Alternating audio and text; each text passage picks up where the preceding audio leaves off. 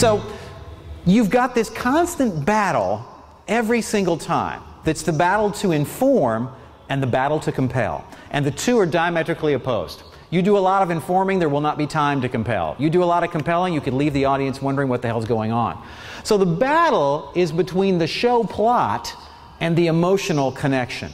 Now, the first part in the show plot, this is about letting your customers know, here's the structure of my show. Here's what this thing is about, and I'm going to kind of give you the cage of where we're going to put all this stuff together. And here's what this looks like. At the height of the Cold War, a covert mission to save the children of Cuba. Don't worry, when Castro is gone, you're coming back. Exiled for their own protection. Well, we're proud. We were here for a reason. Operation Peter Pan. So we've laid out the storyline. You know exactly what this is all about, and you understand the motif of the show. This is a structure. Now comes the second part. And this is where we kind of go, okay, it's time for me now to make people feel something. I'm going to do that connection where they can really see themselves in these immigrants. And here's what this looks like. It was real. It was not a movie. That's the day my childhood ended. Go inside extraordinary stories of survival and the quest for the American dream. Escape from Havana, An American Story. Premieres Thursday, May 27th, only on CNBC. And so there's this constant battle going on. You want to make that emotional connection. Now, if you don't tell them what the show's about, they might get lost. But if you don't hit the emotional connection, they simply won't care about it. You've got to spend time exactly showing that. Now, what we have a tendency to do, what our research found, is that most of the time, we do what the programmers want. That's what we do. You know?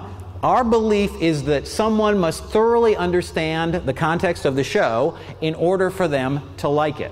And so we end up with promos that look like this. I've arranged for each of the dads to spend a day with a kid who's growing up without a father. On the next dad camp. These guys should see how important simply being there can be. So, they've satisfied the programmers. You understand what this show is really all about. But now it's time, okay, I need to give it some heart. I need people to really get this thing. So we end up doing the emotional connection next. It's one of the toughest things I've ever had to do. Dad Camp, an all-new episode, coming up next.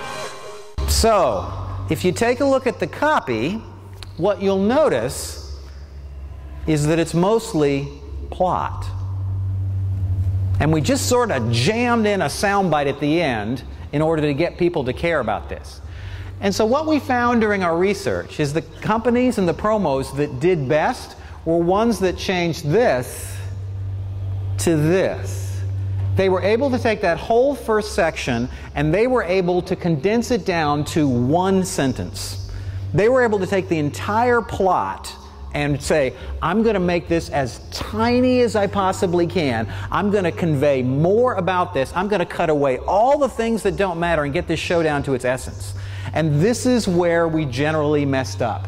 Because after looking at thousands of promos, what we found is in the battle versus plot versus connection, plot almost always wins. We are so busy telling people what's in the show and getting them to understand what the show's about, that we never get to any kind of emotional connection. And people understand the show, and they watch the promo, and they don't care. You do a great job of informing and a lousy job of connecting. There's lots more free training videos, white papers, and great emotional marketing examples on our website. Visit us at 602communications.com/free stuff.